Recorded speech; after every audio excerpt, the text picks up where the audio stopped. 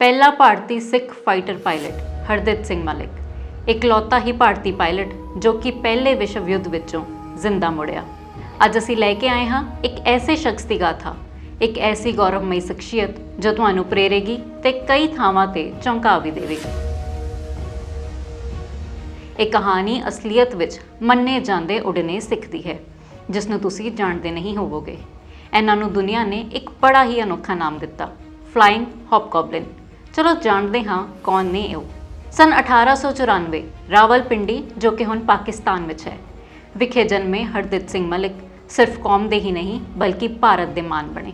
पिता सरदार बहादुर मोहन सिंह ते माँ सरदारनी लाजवंती ने बड़े ही लाडा नाल पालन किया। 14 साल की उम्र तक इन्हां नूं एक एंगलो इंडियन जोड़ा घर विच ही पढ़ाउण आंदा। इस उपरंत उचेरी पढ़ाई लई वो इंग्लैंड चले गए जिथे ऑक्सफोर्ड विच सिक्ख्या हासिल करन दे नाल-नाल उन्हां ने क्रिकेट ते गोल्फ विच भी महारत हासिल की।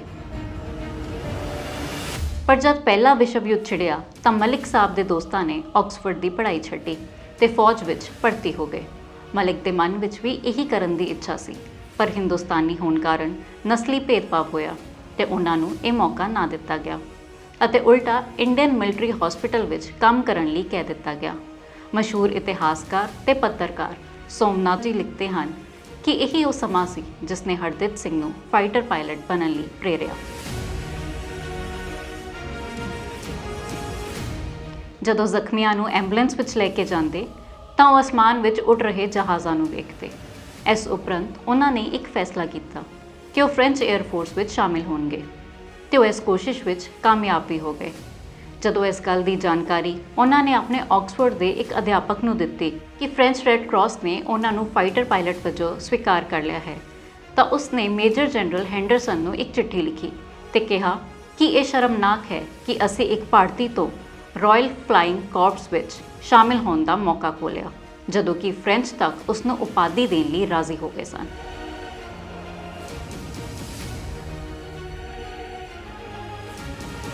ਮਲਿਕ ਨੇ ਆਪਣੀ ਇੱਕ ਟੀਵੀ ਇੰਟਰਵਿਊ ਵਿੱਚ ਦੱਸਿਆ ਕਿ ਇਸ ਚਿੱਠੀ ਦਾ ਪਤਾ ਉਹਨਾਂ ਨੂੰ ਜਨਰਲ ਹੈਂਡਰਸਨ ਤੋਂ ਹੀ ਲੱਗਾ ਜਦ ਉਹਨਾਂ ਨੇ ਉਸ ਨੂੰ ਮਿਲਣ ਲਈ ਬੁਲਾਇਆ।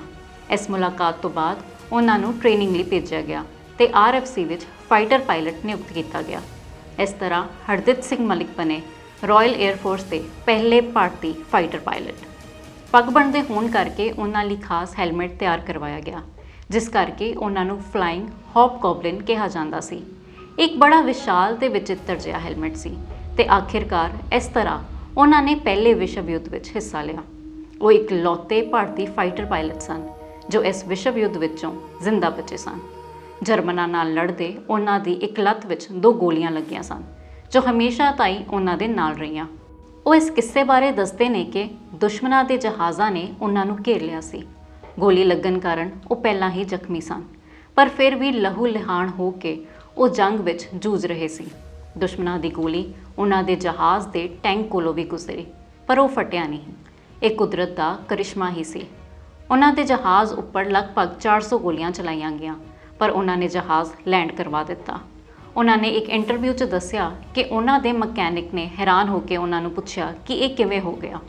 मलिक ने कहा कि उस दिन दुश्मन कोल शायद मेरे नां दी गोली ही नहीं सी।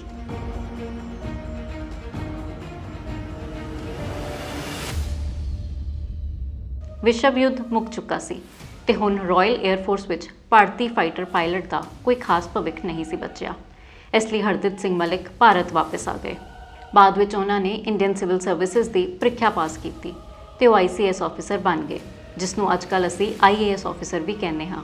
मलिक सन 1938 तो कैनेडा ते यूनाइटेड स्टेट्स ਲਈ भारत के ट्रेड कमिश्नर रहे ते उस उपरंत 1944 विच पटियाला रियासत के प्राइम मिनिस्टर जाने के दीवान भी रहे। भारत नूं आज़ादी मिलन तो बाद वो कैनेडा विच भारत के पहले हाई कमिश्नर वजों नियुक्त होए। इस तो बाद भी भारत विच वो कई वड्डियां पदवियां दे उत्ते रहे ते शानदार जीवन बतीत किया। मलिक सन 1957 विच सेवा मुक्त होए ते दिल्ली रहन लगे। लंबे बीमारी दे चलदियां उन्होंने सन 1985 विच अपने आखिरी साल आए।